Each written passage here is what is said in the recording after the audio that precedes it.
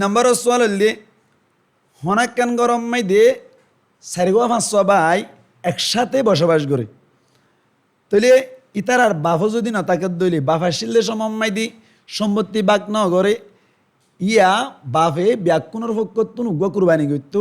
ব্যাকুণ এক বাতত এক প্ল্যাটফর্ম মাইদে আসলে তার লাই সম্পত্তি বাক ন আসিল বাফে উগ্র কুরবানি করিওরে আদায় করে দি ফেলাইতো এখন বাপ মারা জনের বাদে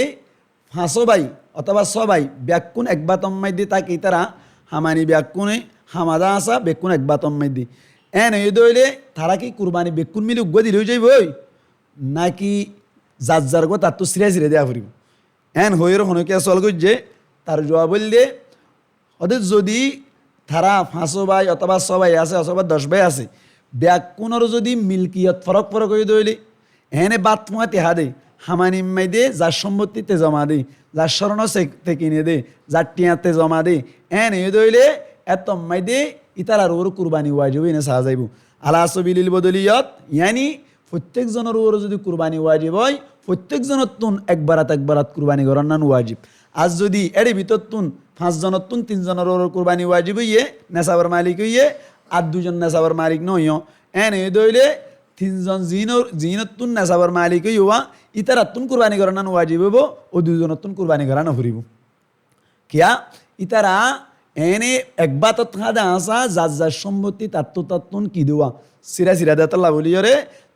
যার ওরে তাত্তু কুরবানি ওয়াজিব বোধে তবে ব্যাকুন এস্তামাই তুরুর যদি উগ্র কুরবানি দিতে সাধ্য হইলে এত মাইদে কুরবানি আদায় নইব